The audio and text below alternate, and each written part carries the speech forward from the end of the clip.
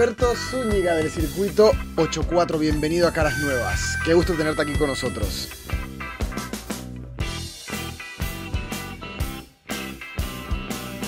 Gracias, Isaías. Roberto, vienes de una familia que ha estado muy ligada a la historia de nuestro país, Sí, pero nunca 100% partidista, pero tú ahora entras a la política. exacto. ¿Cómo vemos esto? ¿Cómo lo Bueno, entendemos?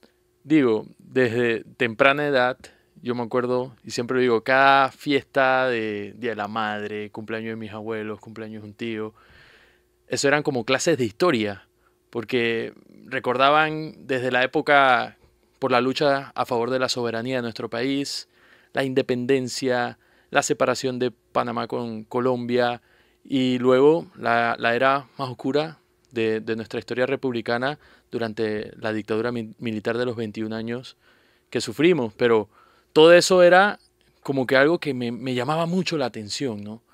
Y eso produjo en mí un interés muy importante sobre el acontecer nacional. Y eso sin duda alguna me motiva a hoy asumir este reto de postularme como candidato a diputado independiente por el Circuito 84 y tomar la responsabilidad como generación de asumir este reto, ¿no? ¿Qué papel ha tenido en la historia de tu familia Belisario Porras? Bueno, muy importante, porque te cuento, Belisario Porras se fue al exilio en la Guerra de los Mil Días, eh, porque él era liberal, entonces estaba en contra de los conservadores. Y en ese exilio, en San Salvador, en El Salvador, conoció a mi bisabuelo, a Federico Zúñiga Feliú. Y entonces Federico, luego cuando Belisario Porras volvió, se conocieron porque o sea, Belisario Porras estaba dando clases y él era su profesor. Entonces cuando Belisario Porras volvió a Panamá a ser presidente de la República, llamó a mi bisabuelo, le dijo, Federico, yo necesito, bueno, no creo que en ese tiempo no había llamadas, o sea, en carta. De repente quizás por llamada no. Exacto, sí, en carta. Entonces le dijo, oye, Federico, yo necesito que tú me ayudes este, a escolarizar la región montañosa del Coclé, lo que es el Copé, Donoso, La Pintada, a toda la región norteña de Coclé. Y mi bisabuelo asumió el reto y se vino para Panamá y empezó a trabajar en lo que antes era el Ministerio de Educación, que era Instrucción Nacional, y se encargó de escolarizar toda la región norteña de Coclé. ¿Y sientes una responsabilidad con el legado de tu familia y por eso entras a la vida pública? Totalmente, porque yo soy muy consciente de la mochila que cargo, una mochila cargada en principios, valores, de amor a la patria, de servicio al país, y es algo que debo venerar y respetar. Como se dice, cuidar mi apellido porque está alto con el doctor Carlos Iván Zúñiga, con el doctor Mauro Zúñiga, con figuras como Federico Zúñiga Feliú, que hay un colegio en su nombre en Penonomé, por todo ese trabajo que hizo de escolarizar esa región coclesana, el norte de Coclé en específico, y es súper lindo porque un tío, mi tío Juan Cristóbal, logró rescatar los informes que él le entregaba al doctor Belisario Porras en ese momento como presidente. Y yo tuve la oportunidad de ir al Federico Zúñiga Feliú y leí a los estudiantes esas notas, esos informes, y él decía, hoy salí con mi brioso caballo blanco a escolarizar la región del Copé, tuve una semana trabajando, y es el esfuerzo que habla, que a veces no tenía ni siquiera los recursos, pero era una labor, una vocación de servir, que a veces no tenían los recursos para iniciar ese proceso de escolarización, pero lo hacía. Y eso es lo que a mí al final me lleva y entiendo que eso es un legado muy bonito que hay que venerar y por el cual hay que trabajar de manera muy seria, transparente y honrada por ese legado que... Al principio hablabas de que tu familia también luchó mucho en esa época oscura de la dictadura. Ese Panamá de ayer con esas características que eran mucho más fuertes, evidentemente. De ese Panamá de ayer, ¿qué características están presentes en el Panamá de hoy que todavía tristemente están de esa época? Digo, que tomen el sector público, la administración del Estado, como un botín político. para poder tener adeptos los partidos políticos. Creo que eso es algo muy importante que debo mencionar y que hay que ser claros. Y creo que todos debemos aprender, y es algo que no se ha contado, la historia no se ha contado como los jóvenes merecemos saberla. Yo la conozco porque, como te digo, o sea, toda reunión familiar era lo que se notaba, recuerdos. Hay una fotografía que siempre la vemos en redes para el 20 de diciembre. De hecho, este 20 de diciembre lo vi. Una señora con rollos afuera de su casa, es apellido de Zúñiga, y hay está hablando con un soldado. ¿Esa es tu abuela? Esa es mi abuela, la mamá de mi papá. ¿Qué narra esa foto? ¿Qué historia Bueno, detrás de esa foto? esa foto, mira que hasta que mi abuela Elsie Brit de Zúñiga, que en paz descanse, fue una luchadora incansable por a favor de la democracia. Sufrió el exilio de un hijo, el secuestro de un sobrino, y hay muchas anécdotas que rodean esa historia, pero sobre todo esa foto en particular narra que en ese momento iba entrando un convoy a esa calle en San Francisco, y ese convoy militar tenía la información de que en la casa de mi familia, en la casa donde nació mi papá, mis tíos, donde mi abuelo Rafa y mi abuela Elsie hicieron su familia, habían armas. Pero era falso porque mi familia siempre fue opositora al régimen militar. Como te digo, sufrieron el encarcelamiento de mi tío Carlos Iván, el secuestro y tortura de mi tío Mauro y el exilio de mi tío Rafael, uno de los hijos de mi... ¿Sabes qué le estaba diciendo tu abuela al soldado en ese momento? Sí, mi abuela está diciendo, aquí no están las armas. Las armas están en un edificio al inicio de la calle que se llamaba que en este momento todavía se llama Don Tacho. Y efectivamente los americanos fueron al edificio y ahí estaban todas las armas, repleto hasta el techo de armas. Wow. Y luego hay un pequeño como que un altarcito que tiene mi abuela, porque mi abuela es muy devota, muy devota. Don Tacho se llama el edificio. El edificio. Que lo voy a apuntar porque necesito verlo con mis propios ojos. Sí. Con mis propios ojos. Y mi abuela era muy devota de la Virgen de Lourdes, y es también como que un legado que tenemos en la familia. Yo también soy muy devoto de la Virgen de Lourdes.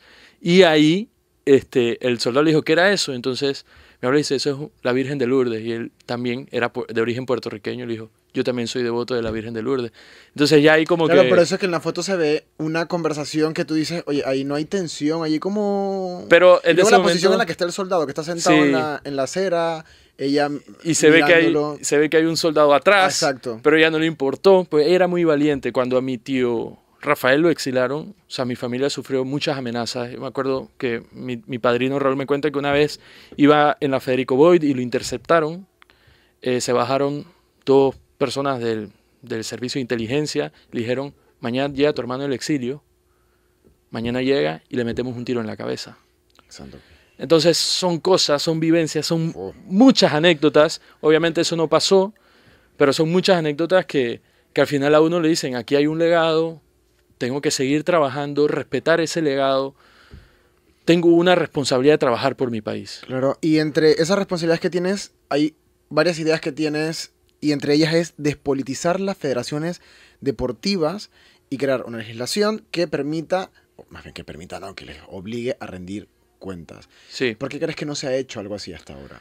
Lo hemos visto en el deporte, en las Olimpiadas, cuando nos representan nuestros atletas, que lamentablemente no tienen el apoyo suficiente porque las federaciones, creo que la única que hace su trabajo bien es la Federación Panameña de Fútbol, pero las demás no hay ningún tipo de rendición de cuentas, no hay ningún tipo de información que nosotros tengamos acceso para ver cómo se utilizan los fondos públicos que Pandeportes les da para su trabajo, para poder que focalicen talento en distintos barrios o en distintas provincias y puedan darle las herramientas para poder que salgan adelante y que en el futuro nos traigan una medalla olímpica o un campeonato internacional. Suponiendo que estás en la asamblea, sí, ¿cómo lograrías esto si en algunas curules hay personas ligadas a las federaciones y de por sí ya esos van a ser votos en contra?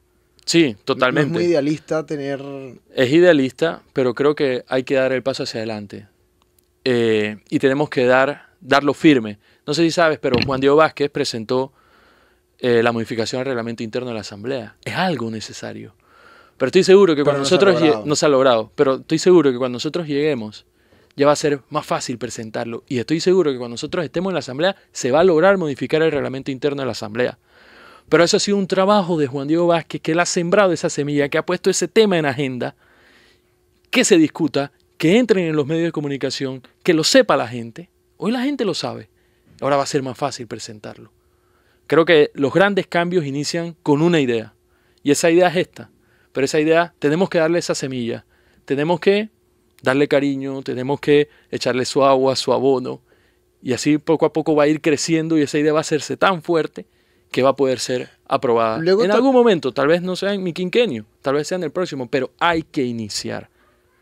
Luego también hay otra idea que va directamente al aparato público completamente y en quienes trabajan allí. Propones una ley que trate de eliminar la discrecionalidad de los salarios públicos, le llamas Ley General de Sueldos, como para que exista un tope. Sí. ¿Cuáles son las posiciones que tú crees que en este momento no deberían ganar lo que están ganando? Digo, entrar a una posición como tal, creo que en estos momentos sería irresponsable, pero lo que yo sí entiendo y quiero presentar es que esto tiene que nacer de un gran consenso nacional, ¿no? Pero poder establecer, equiparándolo con, tomando ejemplos de otras administraciones públicas alrededor del mundo, y establecer por lo menos que la banda salarial de un director o de un subdirector o de un asesor o de un asistente administrativo. ¿Un ministro consejero? Digo, yo eliminaría eso. Ministro consejero no debería... Para mí es una posición que no está ni siquiera en la Constitución. Entonces creo que se debe eliminar esa posición. Pero sí, o sea, poder establecer los salarios y las posiciones dentro de la administración pública. No es que, este es amigo mío y porque es amigo mío le voy a inventar una posición como pasa y ponen y que albañil, no tengo nada en contra de los albañiles, pero ponen que albañil número 2. Eso tú lo ves en la planilla estatal.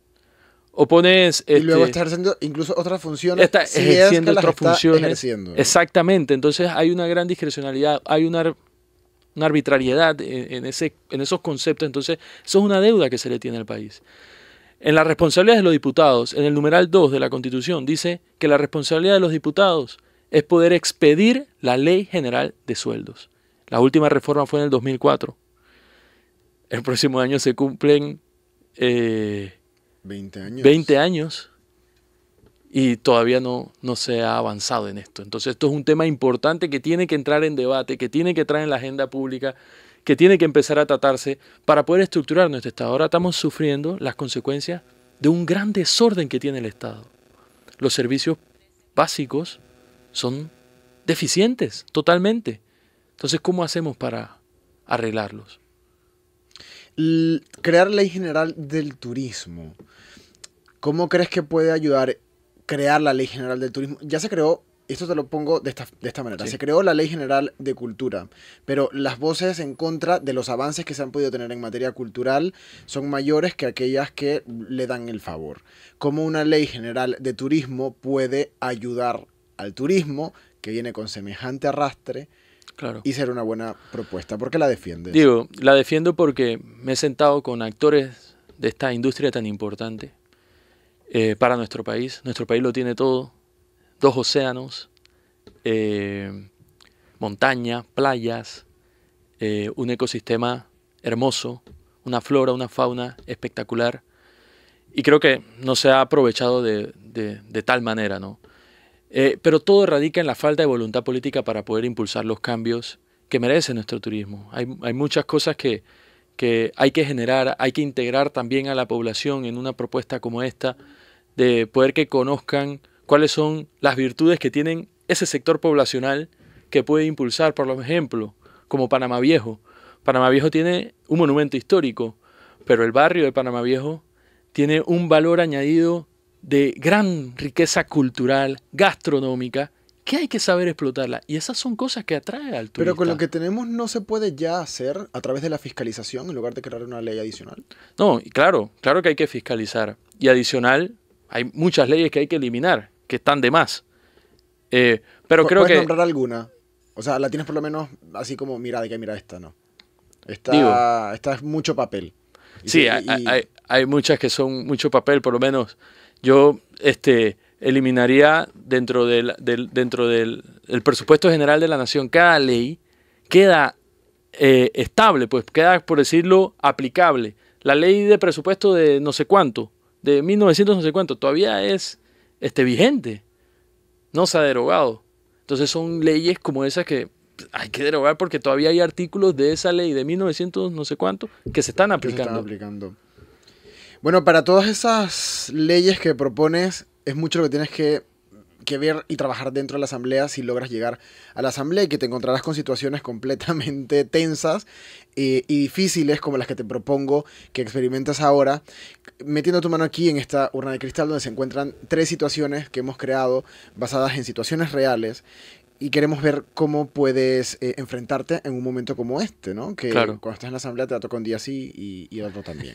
Así que te invito Pero a que... esto es súper bueno porque es Un ensayo. un ensayo y una situación real. Entonces, para poder hacerle frente, vamos a ver. Vamos a ver cuál toca en cuanto la tengas. Léela, por favor, Ok. a micrófono fuerte. Aquí la tenemos. Y Ta, ta, ta, tan. por suerte no tienes cronómetro contrarreloj, porque fuera peor todavía.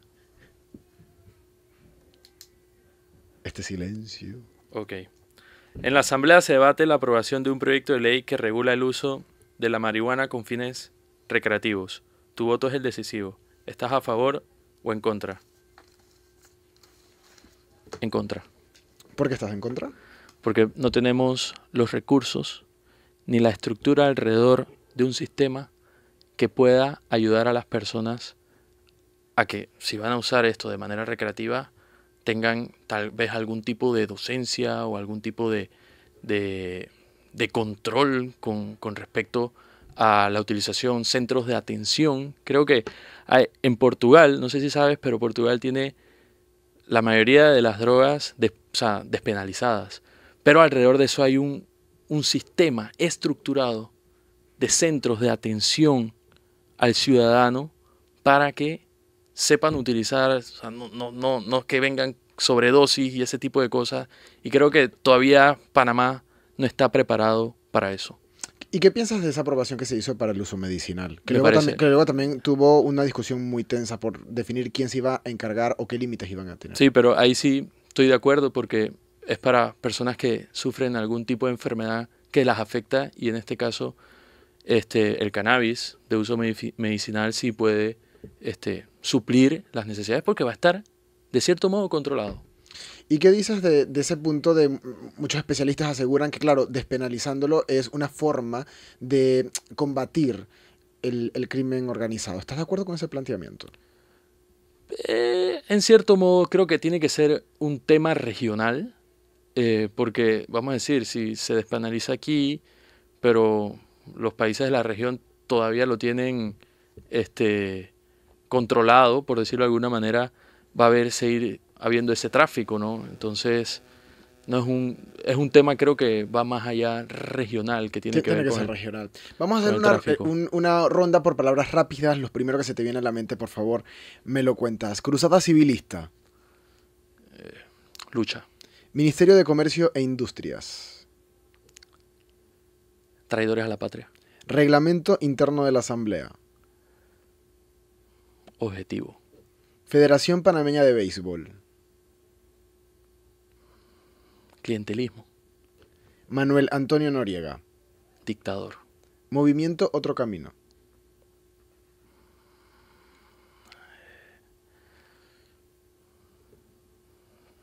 Estos momentos de silencio, ¿cómo ponen aquí? Sí. Eso es muy fuerte. Esa no me la esperaba. Son muy fuertes los momentos de silencio que he tenido yo aquí en este programa. Y luego los de carcajadas también. Hay similitud. Exilio. Difícil. Roberto Zúñiga, muchísimas gracias por haber estado con nosotros en este programa y haber hecho ese repaso. Antes de despedir, te hemos pedido que traigas un objeto que nos pudiese contar tu historia, que narrara un poco de lo tuyo. ¿Puedo romper el protocolo? A ver, bueno, claro, vamos a ver. Son dos cosas. Ajá. Pero tienen que ver. Que además le hemos pedido que no nos los mostrara sino hasta el momento en el que lo iba a sacar, que eso lo hemos hecho con Esto todos es lo los primero. invitados. Ajá. Ok, por el año 2002-2004, mi tío abuelo, el doctor Carlos Iván Zúñiga, que en vida me lo dio, me lo legó, esto es un paquete de proyectos anticorrupción. Wow. Y lo curioso es que de este proyecto hay muchas cosas que todavía no se han aplicado. Estamos hablando de casi más de 20 años. Pero ahí está la reforma a la ley de carrera administrativa, la ley general de sueldos del sector público que mencionamos. O sea, esto es una gran guía para ti. Esto es una gran guía. Y, o sea, también es una demostración de que, o sea, tenemos objetivos claros por los cuales vamos a trabajar dentro de la Asamblea. Aquí, como puedes ver, están enumerados las acciones en cuales algunas están amparadas en un proyecto de ley, en proyectos de ley que están resguardados ahí. Me tengo que decir que me queda muy poco tiempo. Quiero ver el otro objeto que tienes. Súper importante. Hay una cosa súper histórica que tiene esta bandera. Cuando fue el centenario de la República en el 2003, mi tío abuelo, el doctor Carlos Iván Zúñiga, fue abanderado del centenario de la República. Ajá. Entonces, como iba con la bandera... No, es otra, obviamente. Claro. Porque no la pude, ¿qué sabe? Uno de niño... Pero cuando yo llegué a encontrarme con él en la Plaza 5 de Mayo, yo le decía a mi abuelo, abuelo, quiero tener una bandera como la que tiene mi tío Carlos Iván. Y entonces me consiguió una de estas y yo iba por ahí, tenía 10 años. Entonces es algo que también me motiva, me llena de mucha inspiración, ¿no? Roberto Zúñiga, muchísimas gracias por haber estado con nosotros, te lo agradezco nuevamente. Se nos acabó el tiempo de este episodio, pero como siempre, ya lo sabes, que yo sé que usted tiene la fecha allí apuntadísima. Cada domingo un nuevo episodio de Caras Nuevas, porque vamos recorriendo el país con todos esos candidatos jóvenes que se postulan por primera vez a la Asamblea. Les espero el otro domingo. Hasta luego.